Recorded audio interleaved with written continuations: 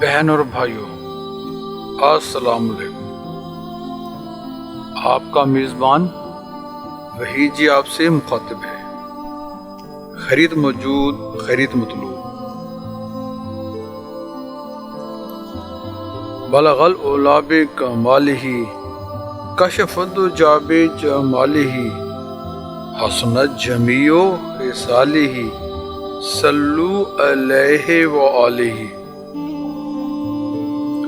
شاہ است حسین، بادشاہ است حسین، دین است حسین، دین پناہ است حسین۔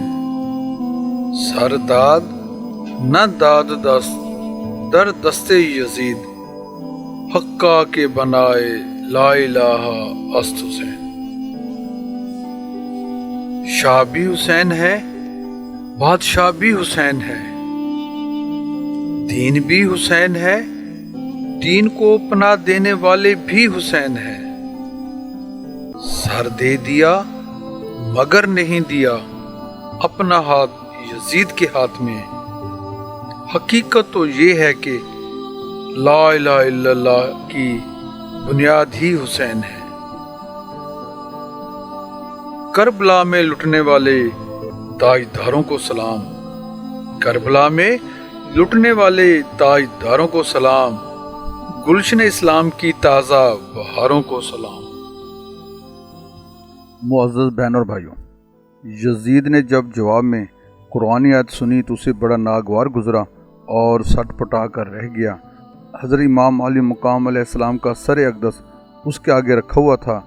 جناب زینب سلام اللہ علیہا اور جناب سکینہ سلام اللہ علیہا نے گردنیں اوپر اٹھا کر سر مبارک کو دیکھا اور پھر جناب زینب سلام اللہ علیہا نے فرمایا، اے حسین، اے رسول خدا کے پیارے نواسے، اے فرزند مکہ و منا، اے سید النساء فاطمۃ الزہرا کے لخت جگر، اے دوش رسول کے سوار، آپ یہیں تک پہنچی تھیں کہ یزید نے پوچھا یہ کون ہیں؟ جناب سجاد علیہ السلام نے جواب دیا، یہ میری پھوپھی جناب زینب بنت علی ہیں۔ یزید نے کہا، کیا حسین یہ نہ کہتا تھا کہ میں یزید سے بہتر ہوں اور میرا باپ اس کے باپ سے بہتر ہے؟ جناب زینب سلام اللہ علیہا نے فرمایا، ہاں میرے بھائی کا یہی فرمان تھا اور یہ بالکل درست ہے، اور میں بھی یہی کہتی ہوں کہ میرا بھائی اور میرا باپ تجھ سے اور تیرے باپ سے بہتر تھے۔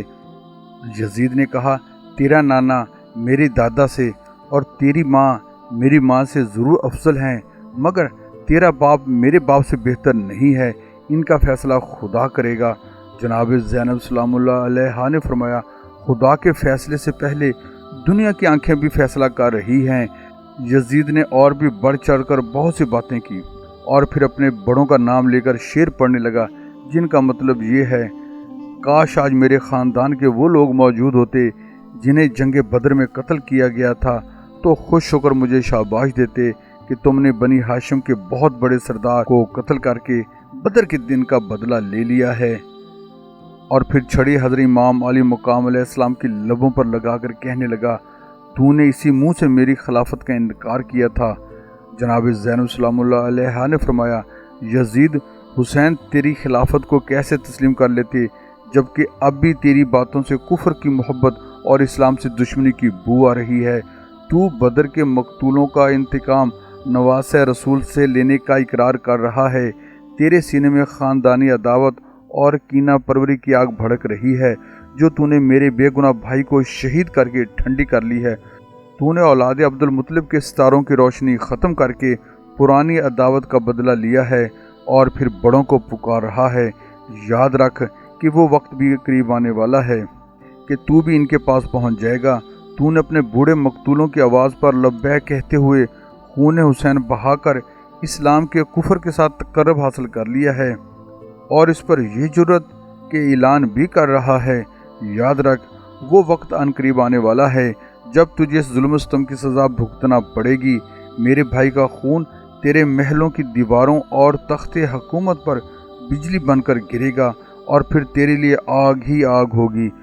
مدینۃ العلم کی نواسی اور باب علم کی بیٹی کا خطبہ سنا تو تمام درباری سکتے میں آ گئے۔ پھر ایک شامی حرامی اٹھا اور اس نے جناب سکینہ کی طرف اشارہ کر کے کہا، امیر یہ لڑکی مجھے دے دو۔ جناب سکینہ جناب زینب سلام اللہ علیہ سے چمٹ کر پیچھے بیٹھ گئیں تو جناب زینب سلام اللہ علیہ نے پکار کر کہا، او کمینے، تیری یہ جرت کہ ناموس سے رسول پر آنکھ رکھتا ہے؟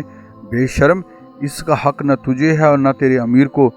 یزید نے سنا تو غصے سے جل گیا اور یوں بکواس کرنے لگا کہ تم جھوٹی ہو، مجھے اس کا حق حاصل ہے، میں اگر چاہوں تو ابھی ایسا کر سکتا ہوں۔ حضرت زینب سلام اللہ علیہ نے فرمایا، غلط کہتے ہو، تمہیں اس کا حق خدا نے ہرگز نہیں دیا کہ بنات رسول کو مال غنیمت سمجھ کر تقسیم کر دو۔ اپنا یہ حق بنانے کے لیے تمہیں برسر عام یہ اعلان کرنا پڑے گا کہ تم ملت مصطفیٰ سے نکل گئے ہو اور تو نے دین محمدی کو چھوڑ کر دوسرا دین اختیار کر لیا ہے۔ تمہاری پہلی گفتگو سے صاف کفر کی بو آتی ہے، اب یہ بھی اعلان کر سکتے ہو تو کر دو۔ یزید اور بھی غصے میں آ گیا اور آگ بگولا ہو کر کہنے لگا، دین سے تیرا باپ اور بھائی بھی نکل چکا ہے۔ جناب زینب سلام اللہ علیہ نے جواب دیا، اللہ کا دین میرے نانا، میرے باپ اور میرے بھائی نے ہی تو دنیا کو دیا ہے۔ یزید چلایا، اے دشمن خدا، تو جھوٹی ہے۔ جناب زینب سلام اللہ علیہ نے فرمایا، ظالم تو زبردستی حاکم بن بیٹھا ہے، ظلم سے گالیاں بکتا ہے اور جبر و تشدد سے اللہ تعالیٰ کی مخلوق اور صدائے حق کو دباتا ہے۔ بنت علی کی حق و صداقت کی آواز نے تخت یزید کو لرزا کر رکھ دیا۔ اس نے شرمندہ ہو کر گردن جھکا لی اور شامی حرامی کو غصے سے کہنے لگا، دفع ہو جاؤ۔ یزید دربار میں جمع ہونے والے شہریوں کے چہروں کو بھی پڑھ رہا تھا، اس لیے خاموشی ہی مناسب سمجھی۔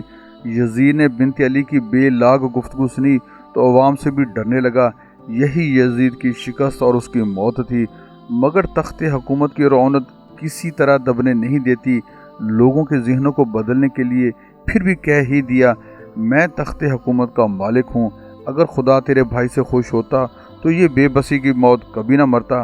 خدا مجھ سے خوش ہے جس نے مجھے تخت حکومت دے رکھا ہے، مجھے لاکھوں آدمیوں پر حاکم بنا رکھا ہے۔ خدا تیرے بھائی کے ساتھ ہوتا تو ضرور اس کی مدد کرتا، خدا میرے ساتھ تھا، اس نے تیرے بھائی کو بغاوت اور سرکشی کی سزا دے دی۔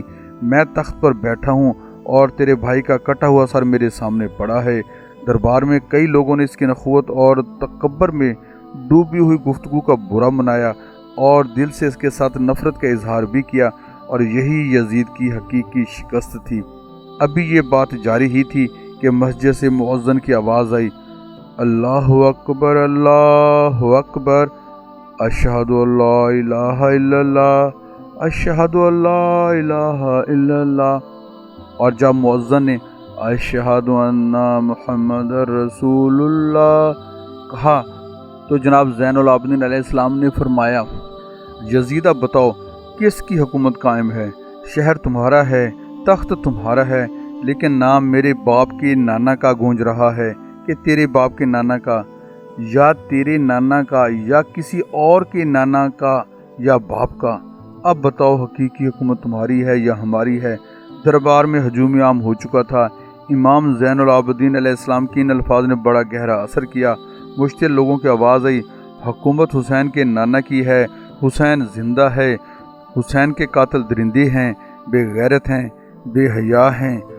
غصہ میں آئے ہوئے عوام کے ہجوم پر بڑی مشکل سے قابو پایا گیا۔ یہی یزید کی شکست اور امام حسین علیہ السلام کی فتح تھی۔ حسین علیہ السلام جان دے کر زندہ ہو گئے اور یزید حسین علیہ السلام کی جان لے کر مردہ ہو گیا تھا۔ حسین علیہ السلام کے قاتل مردہ ہو گئے تھے، روح اسلام آزاد ہو رہی تھی، مقصد حسین علیہ السلام پورا ہو رہا تھا۔ پھر جب زینب سلام اللہ علیہ نے ارشاد فرمایا، یزید تمہاری غیرت بالکل مر چکی ہے، تمہیں حیا ہوتی تو ناموس سے رسول کو اس طرح دربار میں طلب کر کے رسوا نہ کرتا ہے۔ اے فتنہ گر، کیا تیرا دل ابھی تک ٹھنڈا نہیں ہوا؟ ہمارا سب کچھ لوٹ کر بھی تیری وحشت کو سکون نہیں ملا، گلستان فاطمہ کو اجاڑ کر بھی تیری درندگی کو صبر نہیں آیا۔ ظالم سن، میرے نانا تیرے نانا سے افضل ہیں، میرا باپ تیرے باپ سے افضل ہے، میری ماں تیری ماں سے افضل ہے، اولاد رسول اولاد ابو سفیان سے افضل ہے، اولاد ختیجہ اولاد ہندہ سے افضل ہے۔ پھر تجھے یہ خیال کیوں نہ آیا کہ ابو سفیان کی بہو بیٹیاں تو پردے میں بیٹھیں اور محمد عربی کی بہو بیٹیاں اس طرح برسر عام تیرے دربار میں قیدی بن کر کھڑی ہوں؟ یزید عوام کی ذہنی حالت کا اندازہ کر چکا تھا اور کہا کہ انہیں حرم سرا میں پہنچا دو۔ ایک روایت میں ہے کہ ان قیدیوں کو قید خانہ میں ڈالا گیا تھا اور پھر صبح نعمان بن بشیر سابقہ گورنر کوفہ کے ہمراہ اس لوٹے پھوٹے قافلوں کو امام علی مقام علیہ السلام کا سر انور دے کر واپس کر دیا۔ اب یزید میں یہ ہمت نہیں تھی کہ اسیروں کے ساتھ کوئی زیادتی کر سکتا ہے، اس لیے کہ خون حسین علیہ السلام نے اپنا اثر دکھانا شروع کر دیا تھا۔ دمشق کے شہریوں کو قتل مظلوم کا احساس ہو گیا تھا اور انہوں نے اس فعل کبھی اور مذموم حرکت سے نفرت کا اظہار شروع کر دیا تھا۔ سر اقدس کے متعلق کئی روایات ہیں۔ ایک روایت ہے کہ قافلہ اہل بیت کربلا کے راستے ہی مدینہ منورہ کو واپس آیا اور کربلا میں امام علی مقام علیہ السلام کا لاش اقدس تلاش کر کے اس کے ساتھ ہی سر کو بھی دفن کر دیا گیا۔ ایک روایت میں ہے کہ یہ سر مبارک مدینہ منورہ میں لایا گیا تھا اور جناب فاطمہ الزہرا سلام اللہ علیہا اور جناب امام حسن علیہ السلام کے درمیان دفن کیا گیا تھا۔ بہرحال یہ لوٹا پھوٹا قافلہ سفر کی صعوبتیں برداشت کرتا ہوا مدینہ منورہ کی حدود میں داخل ہو جاتا ہے۔